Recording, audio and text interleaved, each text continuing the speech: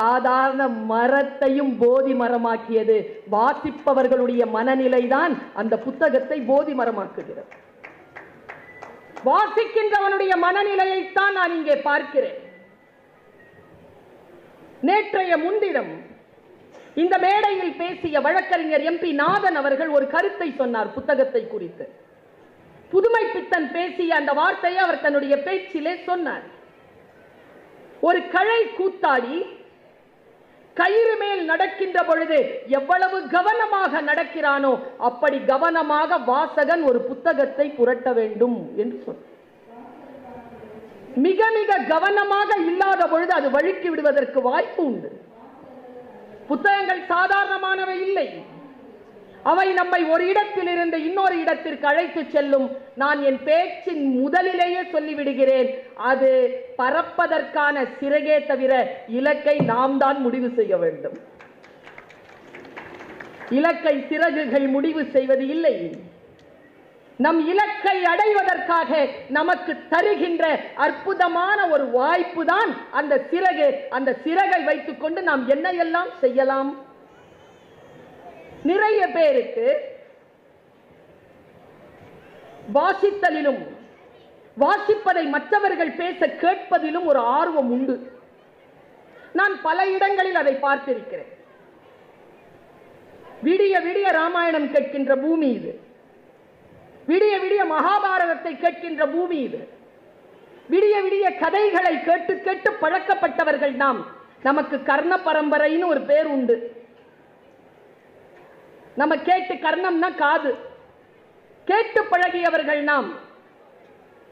நான் மிக நிதானமாக சொல்லுகிறேன், இந்த அவை மிக கம்பீரமாக மிக நுட்பமாக கேட்டுக்கொண்டிருக்கிறது. அதனால் சொல்லுகிறேன், ஒரு ஆசிரியையாக சொல்லுகிறேன், ஒரு தாயாக சொல்லுகிறேன், கற்ற கல்வியை பயன்படுத்த வேண்டும்.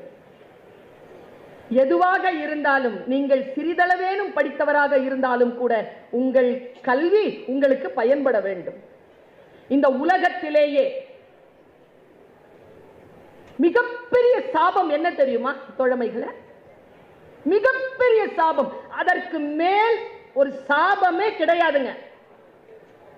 நீங்க எத்தனை சாபம் சொன்னாலும் அத்தனை சாபமா அந்த சாபத்துக்கு கீழே தான். அந்த சாபம் தான் மகாபாரதத்தில் கர்ணன் பெற்ற சாபம்.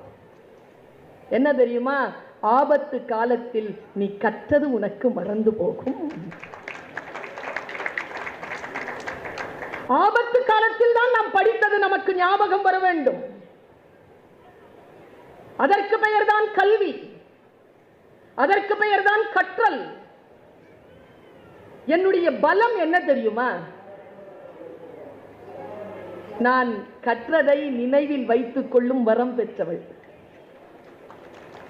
என் 10 வயதில் நான் படித்தது கூட எனக்கு நினைவில் நிற்கிறது. அதனால்தான் பேச்சாளராக வந்து நிற்கின்ற பொழுது ப்ரிப்பேர் பண்ணிட்டு வர்றது வேற, அதற்குள்ளாக நான் சேர்த்து பயணப்படுவது என்னுடைய பழைய வாசிப்பு அனுபவங்கள். இது என் வெற்றியின் ரகசியத்தை நான் உங்களுக்கு சொல்கிறேன். கல்வி ஆபத்து காலத்தில் நமக்கு உதவி செய்கிறது. அது ஒரு இடத்தில் இருந்து இன்னொரு இடத்திற்கு பெயர்ந்து போவதற்கு நமக்கு வழி சொல்கிறது. முட்கள் பாதை. வாழ்க்கை நமக்கு செருப்பு தாங்க தரும். சிந்தனை இருக்கு இல்லையா, இது சிறகு தரும். இந்த சிந்தனையினால் அந்த சிறகை பெற்றுக்கொண்டு முட்கள் இல்லாத ஒரு பாதையை நம்மால் வகுத்துவிட முடியும் என்பதற்கு நானே ஒரு சாட்சி. அதனால் தான் புத்தகம் எனும் சிறகு என்கின்ற தலைப்பில் பேசிக் கொண்டிருக்கிறேன். நான்